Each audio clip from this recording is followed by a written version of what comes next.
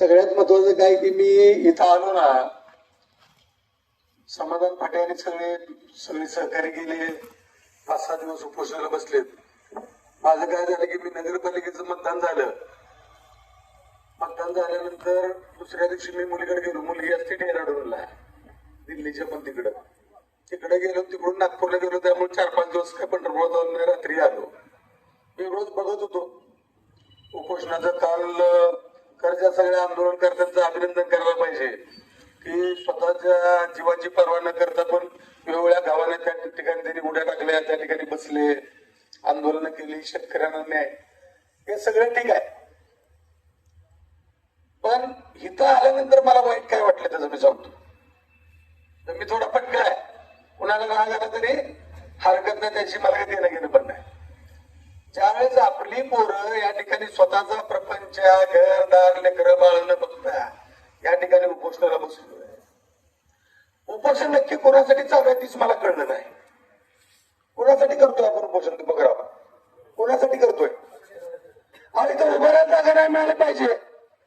इथं उभारायला जागा मिळायला नाही पाहिजे. जर ही लेकरं आपली स्वतःचा प्रपंच सगळ्यात ह्याच्यावर लावून जर बसत असतील आणि त्यांच्यासाठी आपण धड मागासाठी भांडणं करतोय, पोरं गावाने थोड्या टाकते, ती झोळ्याची पर्वा करत नाहीत, मग तिथं भांडणं होतात का? कारखान्याची सिक्युरिटी गार्ड अंगावर येतात का? कोण कुणाला वाकडे बोलतंय का? काल एका कारखान्यावर वाकडे बोलायला ही पुन्हा अंगावर गेली, भांडणं मारामारीची वेळ आली, गुन्हा आपल्यावर दाखल होणार, केसेस होणार. सगळ्या गोष्टी ठीक आहेत, सगळं करू आपण, आयुष्यभर हेच करत आलोय. तुम्हाला अख्ख्या पंढरपूरला माहित आहे, मी तर 1995 पासून करत आलोय.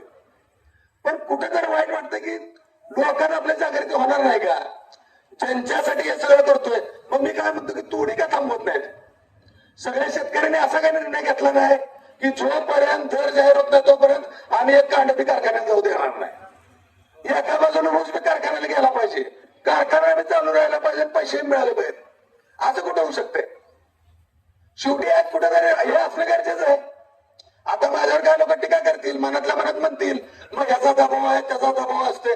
मग दबाव असला तर करायचंच नाही ना. काय आयुष्यभर जर आपण भेटच राहणार असो तर आळबीर बळवी आपण मेलेलोच आहे ना.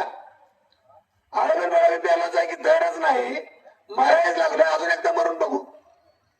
त्यामुळं माझी सगळ्या या माध्यमातून या पंढरपूर तालुक्यातला नाही तर संपूर्ण सोलापूर जिल्ह्यातील शेतकऱ्यांना माझी विनंती आहे की तुम्ही रस्त्यावर येणार. तुम्ही कधी रस्त्यावर येणार आहे? प्रतिनिधी म्हणून पोरं येणार आहेत, आम्ही येणार आहे. पण या आंदोलनात सगळ्या लोकांनी देखील सहभागी झालं पाहिजे. आता अनेक कारखान्यांनी, वेगवेगळ्या कारखान्यांनी कालपासून मी बघतोय बाबा दर जाहीर केले.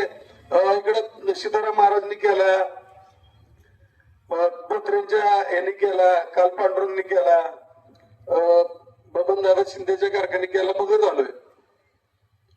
पण मग आता ह्याच्यात आपली मागणी की 3500 रुपये मिळाला पाहिजे, बरोबर आहे? नाही, 3500 रुपये आपल्याला दर मिळाला पाहिजे.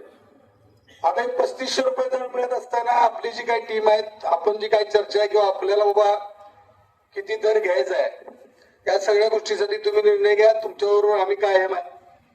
सचिन अटकळीने आता सांगितलं, आता आपल्या भांडणं करू नका. म्हणजे आंदोलकांना पण माझी विनंती आहे की कोण आला कोण गेला याच्यापेक्षा आता आपण सगळ्यांनी मिळून अजून कसं ताकदीनं बाबा पुढे जाऊन आपल्याला जास्तीत जास्त दर घेता येईल तानाजी, त्या पद्धतीने आपण प्रयत्न करू. आम्ही सगळी मनसे म्हणून, आम्ही सगळी महाराष्ट्र मनसेना तुमच्या बरोबर आहे. कुठल्याही कसल्याही प्रकारचं आंदोलन असू द्या, त्या आंदोलनात आम्ही सगळेजण सहभागी आहोत. कारखानदारांना आता बऱ्यापैकी मी 2 ठिकाणला बोललो, त्यांनाही मी सांगितलं बाबा की उगाच चेष्टा करू नका, करायचं तर पडदिशी जाहीर करा, एखाद्याचा जीव जाईल. त्यामुळे लवकरात लवकर बाबा जाहीर करावा. आता मला वाटतं शेट्टी साहेब येणारच आहेत तिथं. काय निर्णय घ्या तुम्ही, कुठलाही निर्णय घेतला तर तुमच्या निर्णयाबरोबर आम्ही आहे. आणि माझं तुम्हाला माहित आहे की नुसतं मी पाठिंबा देऊन पळून जाणारा माणूस नाही. कारण भाषेचं आंदोलन अजून पण आतापर्यंत तारखा चालू आहे. त्या दीपकराव आपण किती वेळा आंदोलन केली, त्या तारखा सगळ्या चालू आहे. त्या एक काळ जर असं झालाय की दाजी की आंदोलन केलं आम्हाला अटक केली आणि 7 दिवसाची पेशी मिळाली. आंदोलन किती दिवसाची? 7 दिवसाची पोलीस कोठडी मिळाली. मी 7 पोलीस कोठडी मिळाली, जेलमध्ये गेलो आणि बाहेर आजोबा वारले. आजोबा वारले म्हणजे मला आजोबाच्या त्या ह्याला सुद्धा जाता आलं नाही. पोलिसांनी परवानगी दिली, जजनी लगेच परवानगी दिली ती मला. म्हणजे पीआय गेले, त्यांनी कोर्टात परवानगी मागितली, पण कोर्टाने अशी परवानगी दिली ती की 2 इन्स्पेक्टर 10 कॉन्स्टेबल आणि ती सगळे बंदूकधारी आणि यांना घेऊन जावं म्हटले तिथं. म्हणजे तिथं स्मशानभूमीत जर एवढा सगळा ताबा घेऊन मी गेलो, लोक मग तिला चोऱ्या केल्याचा दरोडे टाकले, त्यामुळे जाऊ शकलो नाही. पण ह्याची देखील शेतकऱ्यांनी कुठे जर दखल घ्यावं लागते असं माझं मत आहे. इलेक्ट्रिक बोर्डाचं आंदोलन होतं एमएससीबीचं. म्हणजे काय झालं की नदीकडेची लाईट बंद केली, सगळी नदीला पाणी, नदीकडेची पूर्ण लाईट बंद केली. सगळे शेतकरी सकाळी सकाळी घरी आले की म्हणले लाईट चालू करावी लागते. गेलो डायरेक्ट ऑफिस फोडलं. त्यामुळं माझं म्हणणं असं आहे की बाबा सगळ्यांनीच सहभागी झालं पाहिजे. प्रत्येकाला दर पाहिजे ना आपल्याला, तर सहभागी झालं पाहिजे. कुटुंबातले एक माणूस सहभागी होऊ शकत नाही का? आपल्या कुटुंबात प्रत्येकाच्या 5-10 लोकांनी एकाने प्रत्येक कुटुंबाच्या एकाने ज्याची 50-50 एकर शेती आहे ती कुठे होती? माझं म्हणणं काय आहे की माझं थोडं वाईट वाटू द्या, पण या सगळ्या लोकांना सुद्धा आपल्या बरोबर सहभागी झालं पाहिजे. आता विठ्ठलचे एमडी आलेत, इथं आलेत एमडी साहेब आलेत. आपण सगळेच परिवारच आहे ना, सभासद आहे.